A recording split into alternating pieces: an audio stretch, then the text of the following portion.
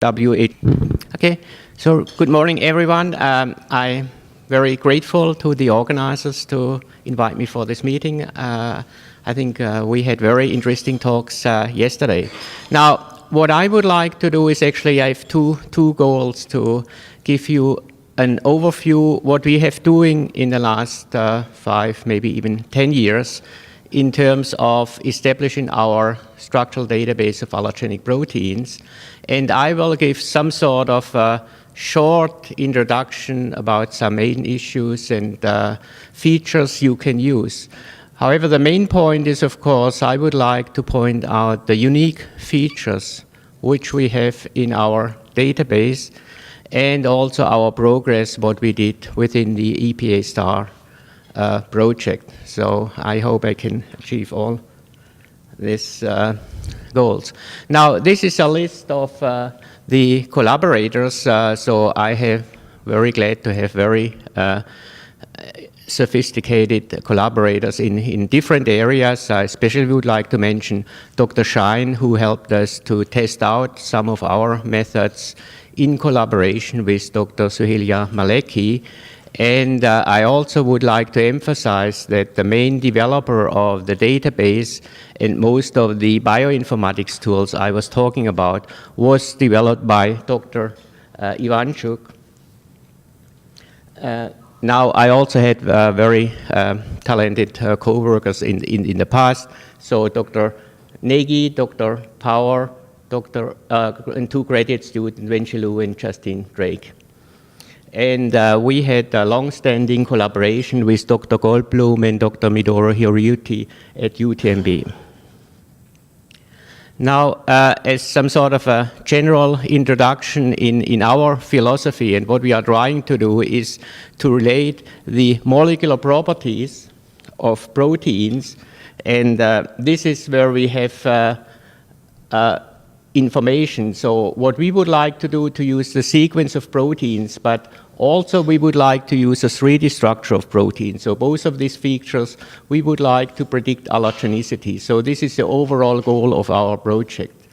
And now here is some sort of a schematic drawing. We think we can relate the potential of proteins to be allergenic. This is on this slide, on this axis, and related somehow to the physical chemical properties we can extract from the sequence in the 3D structure.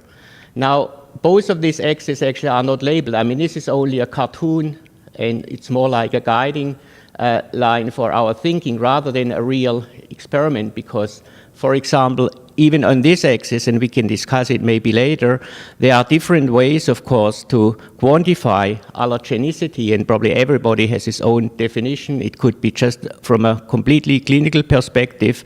It could be from the viewpoint of population. So certain populations, of course, have specific differences.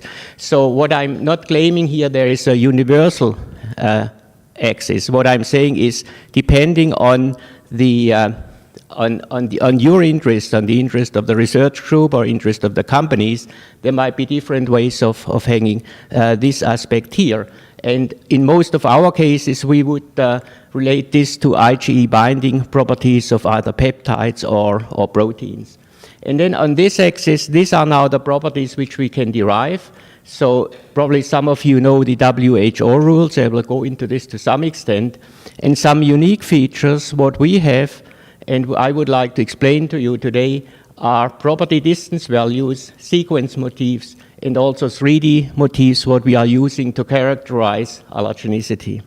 Now, some of these tools, what we have, is published in a review given here at the bottom.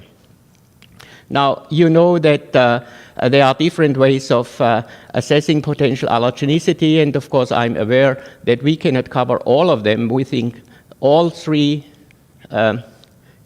possible tests has to be done, so serum tests, animal models, and bioinformatics approaches. And of course what I'm talking about is just about the bioinformatics approach.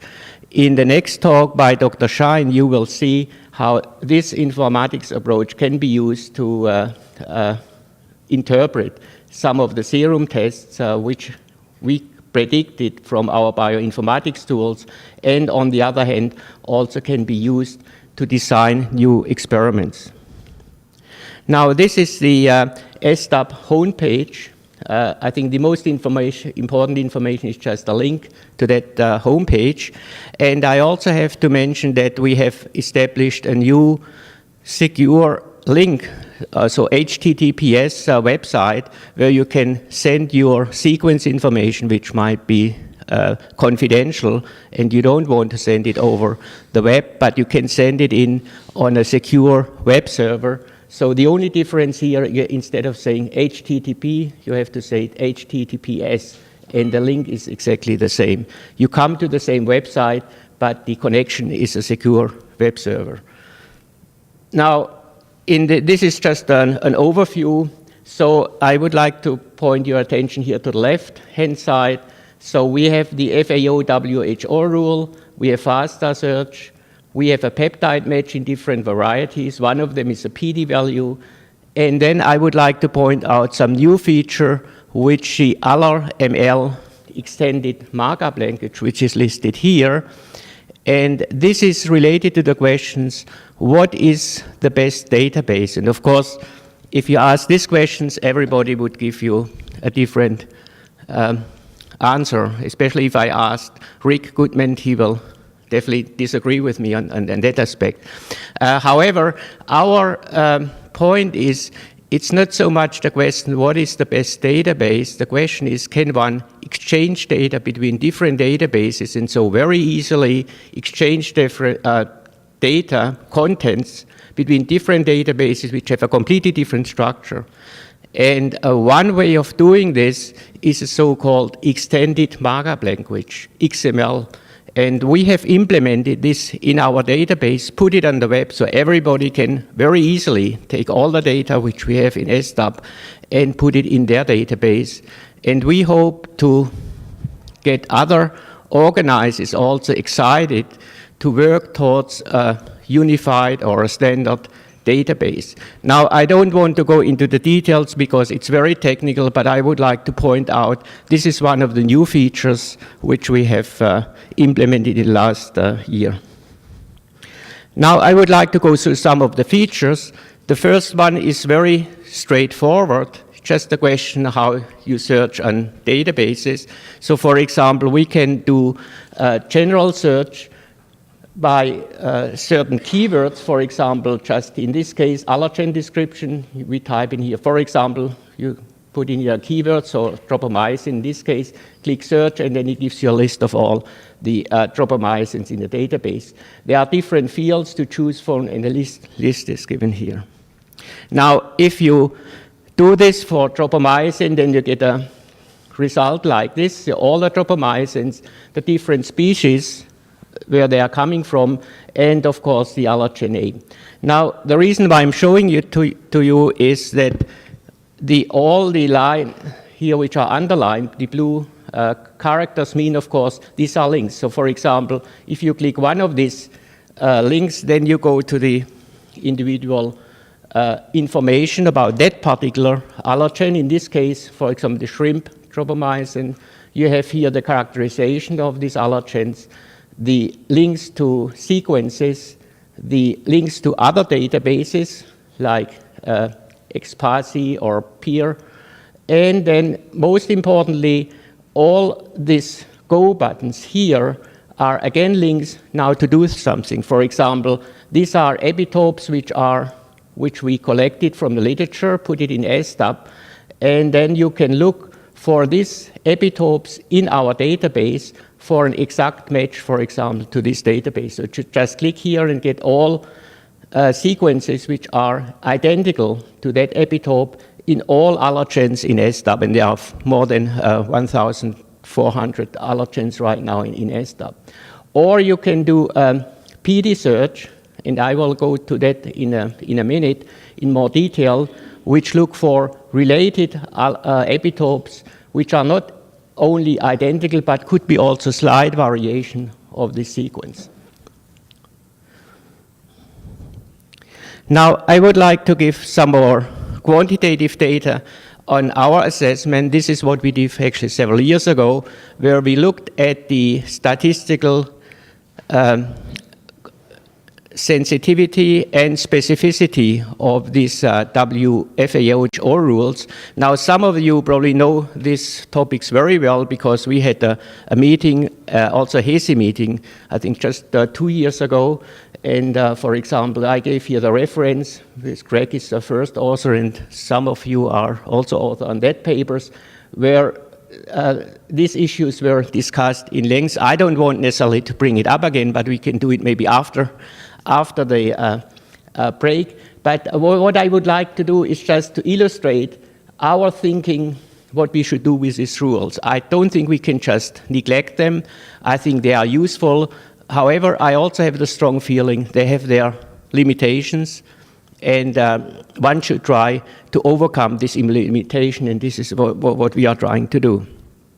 Now, on the other hand, these are still currently accepted and by several regulatory agencies, and also we would like to make the website useful for everybody. So useful for companies, useful for regulators, useful for researchers doing research in the allergen field. So we have implemented the rules so you can very easily use SDAP for doing a search and provide it as evidence, for example, for a GRAS notice you send to the FDA. And I know that several companies have been doing that.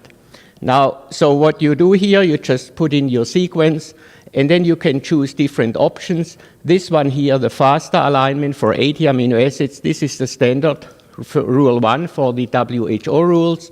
And the other second rule is you can look for exact matches for contiguous residue and then specify the number of contiguous amino acids you would like to test, in this particular case 6, but if you think, and I agree with that 6 is not really useful because it gives you too many false positives, you can choose 8, or if you are more restricted, even put 10, just to explore what can you find in related proteins.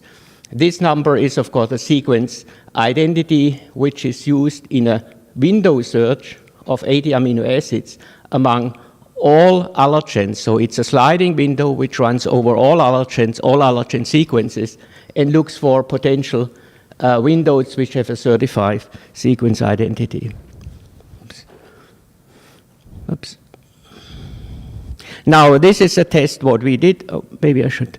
So we used our database as a positive control. So what we would like to ask, if we take out one allergen and ask the question, now using the remaining allergens in SDAP as a search database, can we find it again? And then, of course, we do it for every of these allergens and do a complete statistics over all of these cases. The other, we do a negative control set.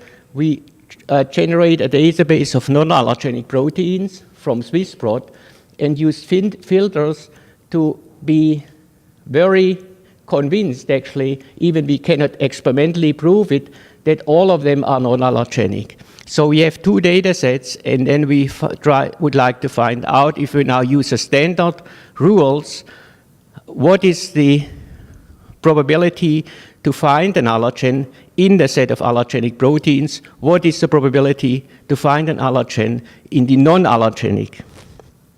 And this is the result. So it seems this measures now the sensitivity. So what is a percentage you can find now allergenic proteins back? So you see in a window, this is the number of sequence identity. So the WHO rule, the cutoff is exactly here, right? So we did the calculation, of course, for all different cutoffs, which are shown here on the slide. And then we did the positive control search here. You see up to 35.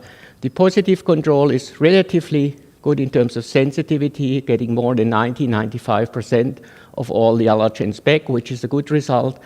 Now, it's also clear if you go below 35, you get an unreasonable large number of false positives. I mean, this is really stupid, right? So you never would say that's meaningful.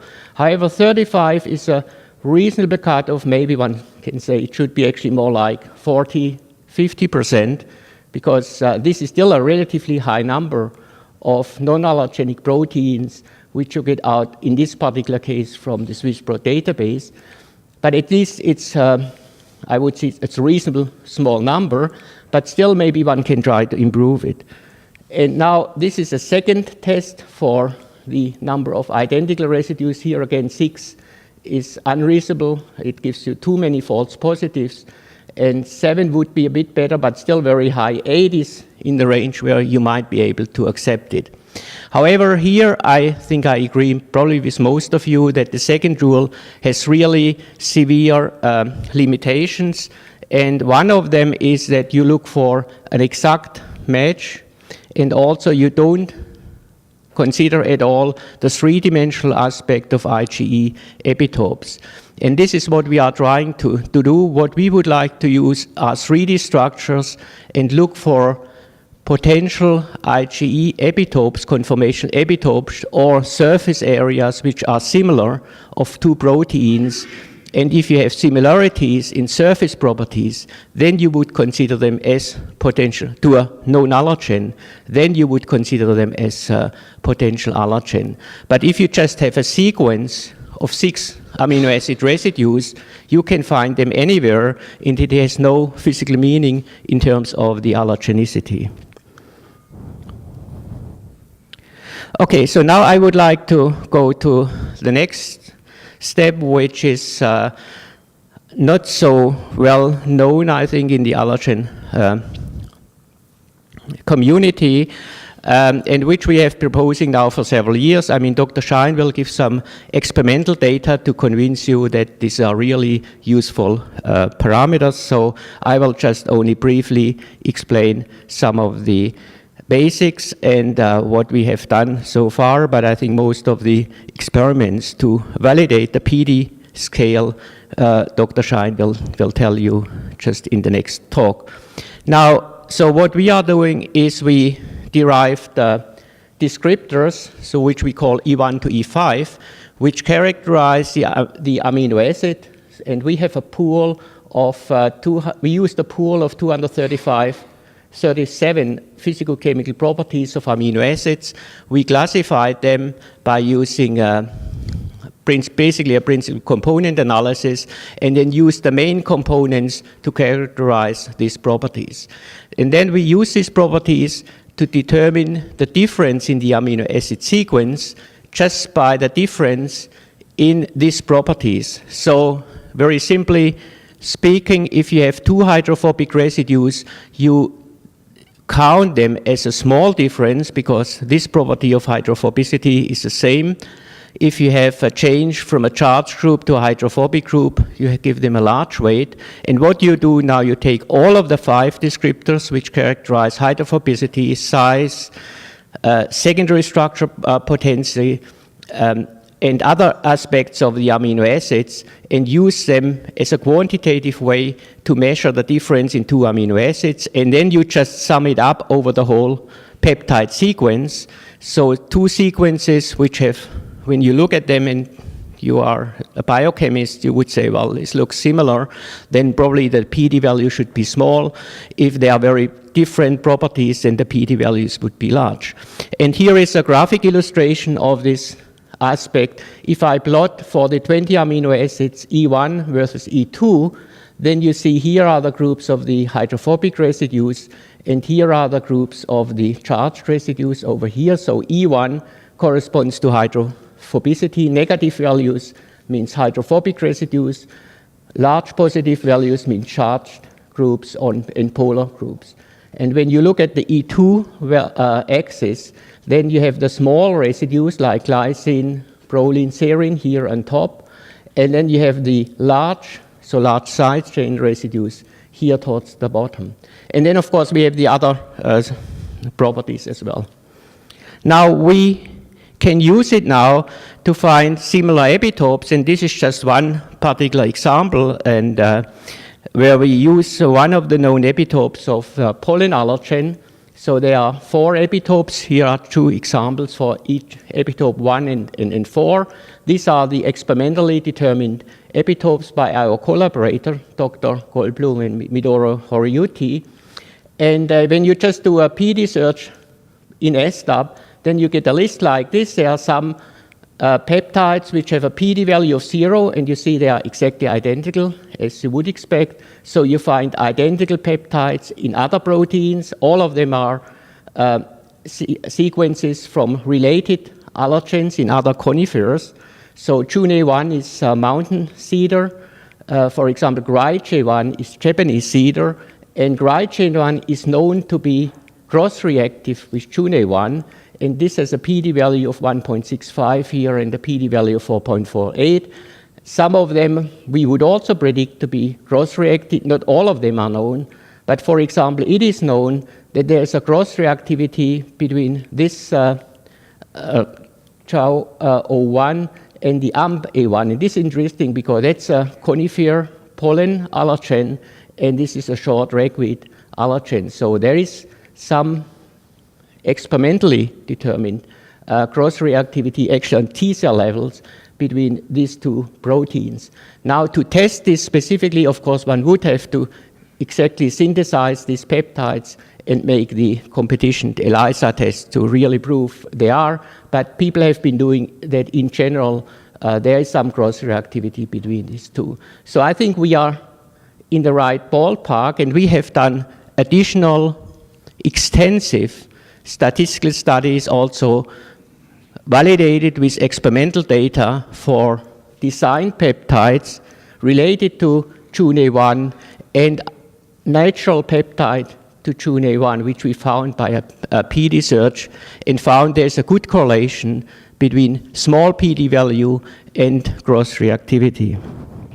But you will hear about more of these tools in the talk by Dr. Schein for peanut allergens. Now, I would like to go on to a next topic, which we would like to propose. These are allergen-specific motifs, and even it looks a bit, let's say, maybe a theoretical concept. I think it has a very practical application aspect also for companies, and that's related to the question, if you have a protein which falls into the same protein family as where allergens are known, in most of the cases, as a company, you would not continue this development. And in sometimes, these proteins are very potent enzymes.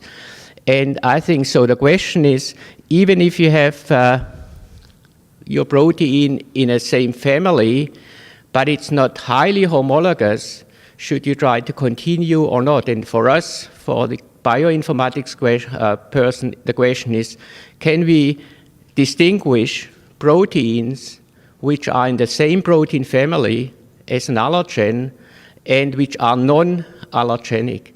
Now, in most of the cases, and so so what we would like to do is to establish, and this is what we have done. So we establish now for the major protein families, we have established all these allergen, what we call allergen-specific motifs, and I will tell you in a minute how we do this. And one of the early studies is published here, and one of them is still ongoing, and then of course there is some validation still going on in collaboration with Dr. Schein and Dr. Maleki. Now, this is an illustration, so some of the most abundant protein families, so pollen allergens, prophyllene, BETV1 families, and so on. These are the number of allergens, but these are the number of allergens in different species. The number of actual sequences known in these families is actually much higher, and also we have a lot of isoallergens. So we have here two questions. Can we find common sequence in each protein family? And then the other question, which is now more difficult to answer, are there specific motifs characterize now the allergens within each family? So can we use now these motifs to say this is these are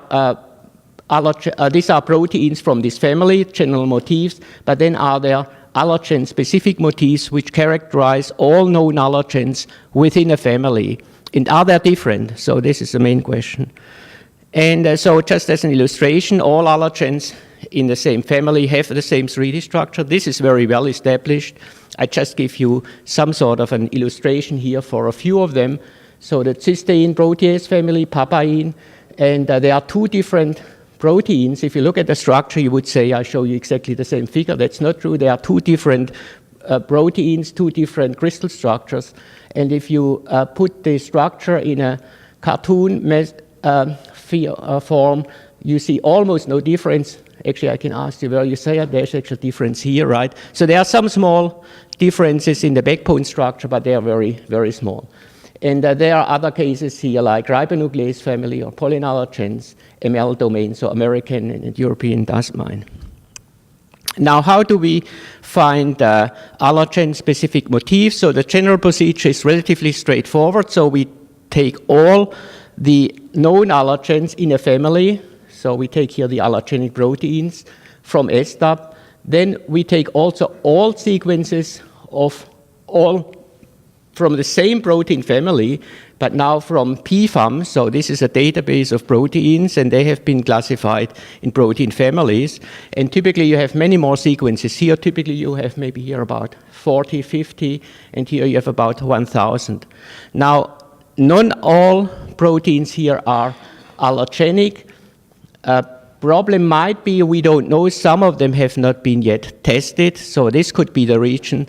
But right now what we are doing, we assume all of them are non-allergenic when we remove the allergenic proteins. So we have a complete family which still characterize in terms of the overall structure, in terms of the overall sequence characteristics, the protein family, but then we have a specific subset of proteins which are allergenic proteins, and we would like to distinguish between these two cases. So what we do the multiple sequence alignment. We have a program called PCPmer, which distinguish allergenic motifs from the general motifs.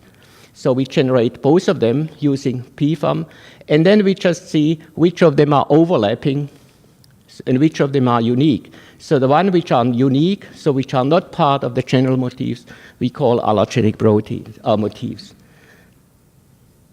And then we collect all of this data, we put them in a database, and again, as I told you, we have done this for all the major families of allergenic proteins. So we have a set of motifs where we know exactly they are characterized, the subset of allergenic proteins, and then we have motifs which are characterization of the complete family.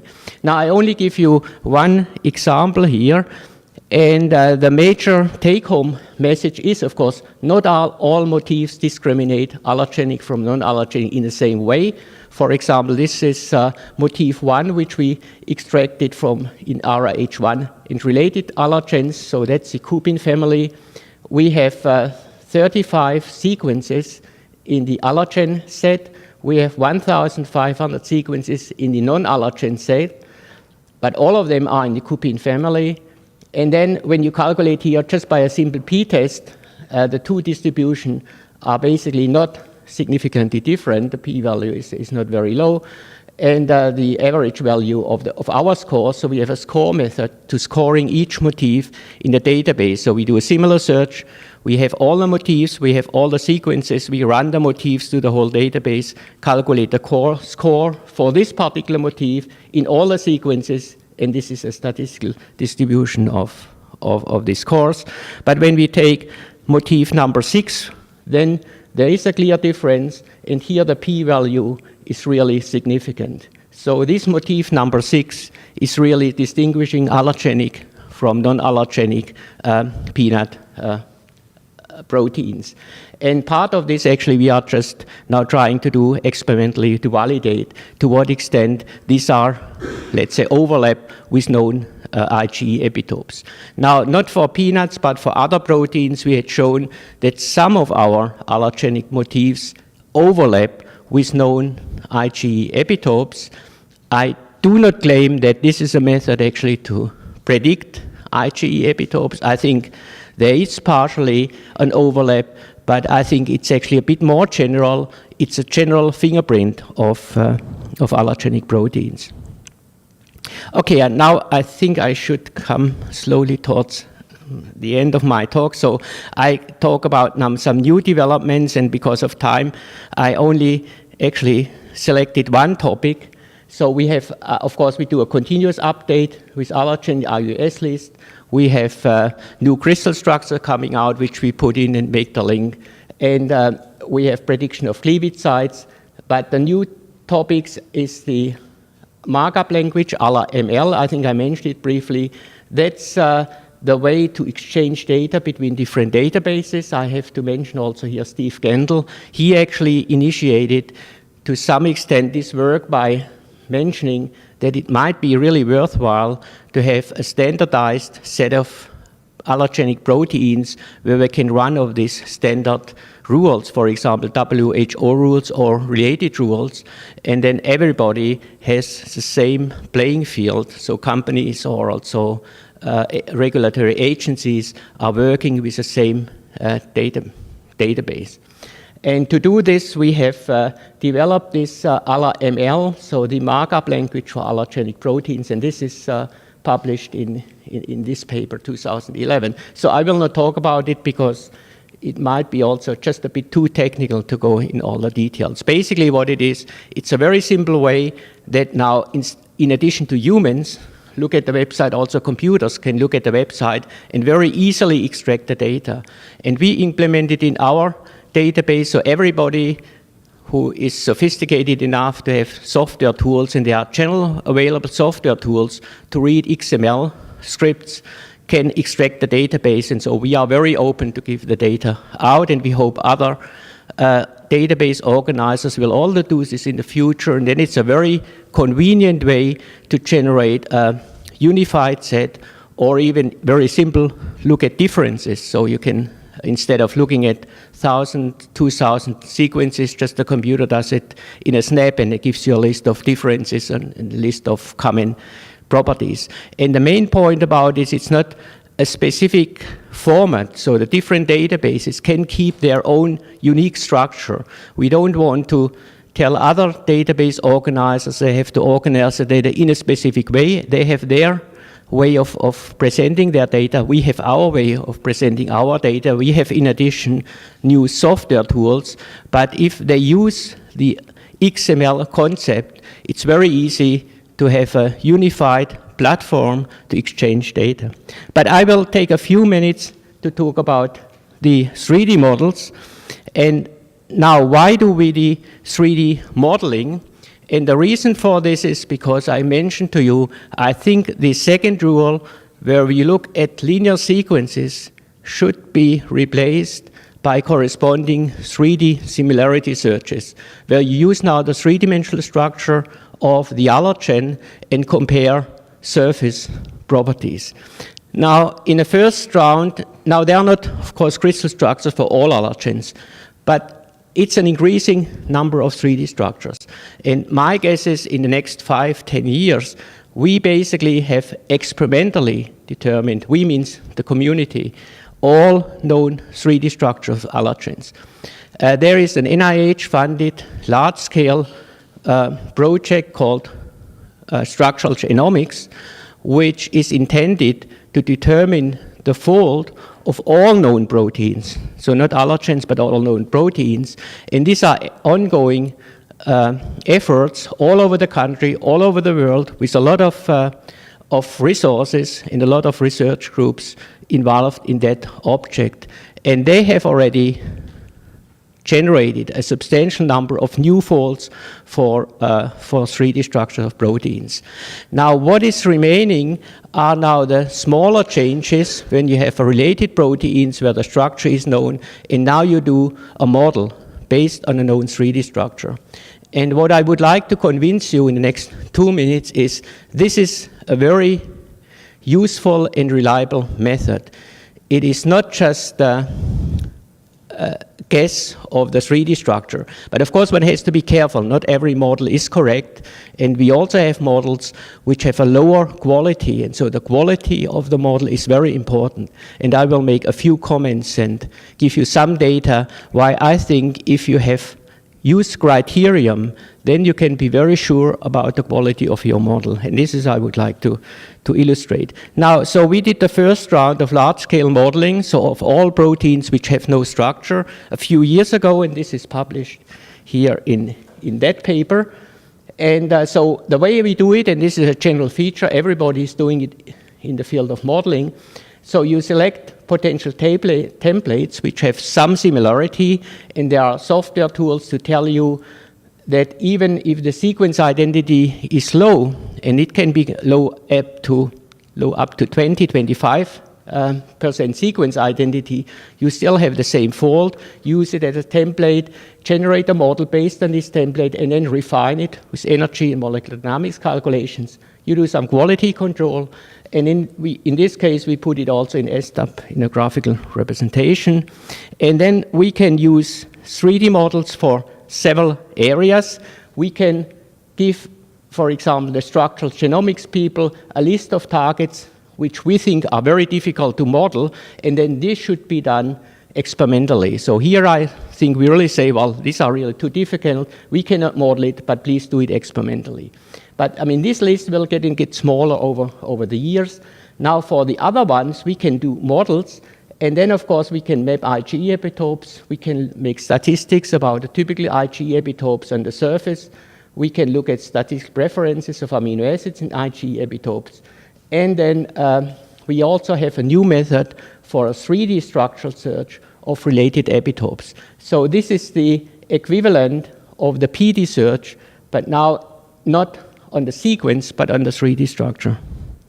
And this is a short summary of our first round in the quality control, what we were using. So, for example, we use the RMSD value to the template. I mean, at that level, we didn't know what the experimental structure is. These are all allergens where we modeled it based on our bioinformatics and fault recognition software tools and indication.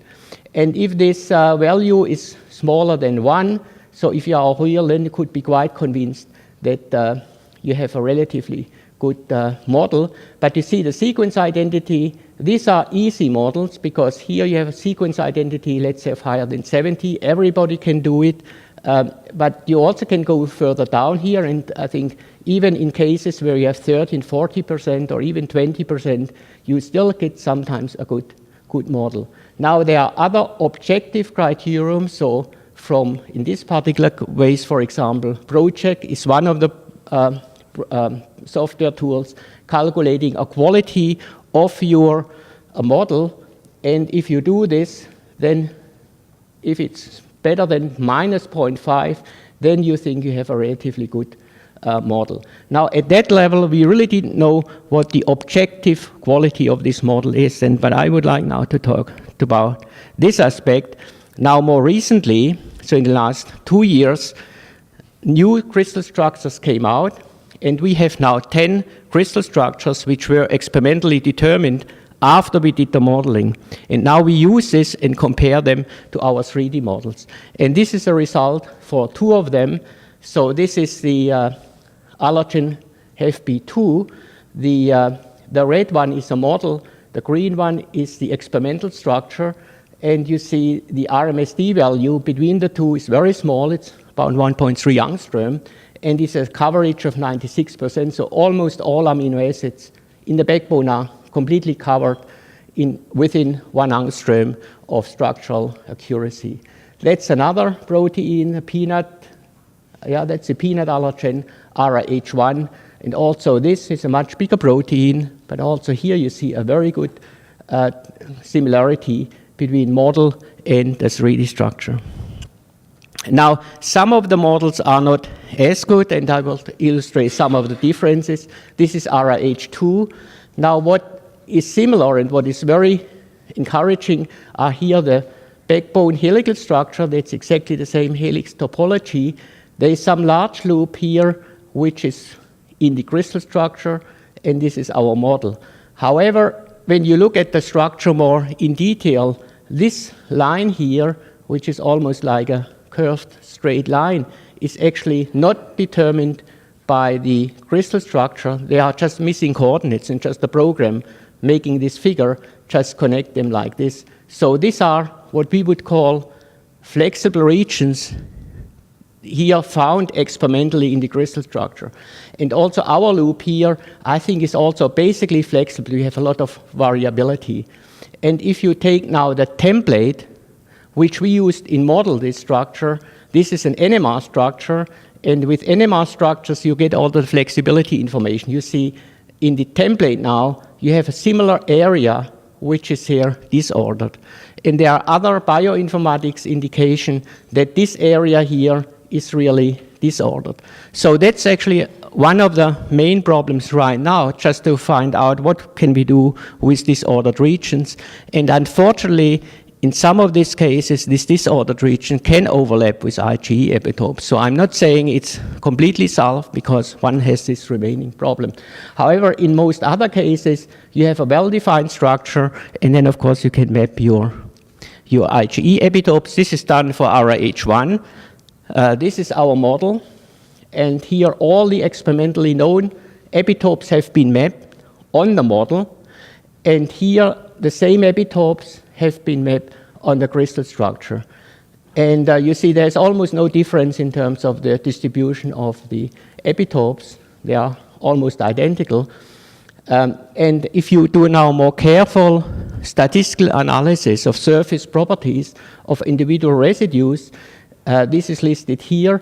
The blue lines measure the surface accessibility of the individual residues, and the red lines of the same residues in the experimental structure, and you see they are almost identical. There are few areas where some differences like here or here, but overall it's a very good similarity. So what we are saying is that the 3D models, when you are careful about your quality control, can be used to map IgE epitopes. By the way, this is a crystal structure, and I think also Suhelia was involved in this RH1 experimental structure determination, but she was not involved in our modeling. And of course, this was done 2 years later after we did our model. Now, on the other hand, I'm not telling you now, right now that crystallography is obsolete. On the contrary, I still believe crystallography is very useful now to look at very detailed aspects of the individual side chains, and also of questions like flexibility versus rigid structures. And however, I believe that our tools for doing a large-scale modeling can be done for many allergens. Okay, now so I'm summing up. So just one large, two more comments. One is I put a flyer. So that's a flyer here. I put it outside on the desk, so if you want more information about SDAP, so please take the flyer. There is also some contact information, because I also have to make the announcement that so far, actually, SDAP was completely free to everybody, but now what we are requesting is, so for commercial use, you have to have a license with UTMB to use the SDAP Workserver, and if you want to do it, there are contact informations how to do this. It's very, let's say, it's very straightforward. Just send us an email, and then we will give you the requirements. Now, for SDAP in general, so we have advisory board. These are the allergenists or experts in the field listed.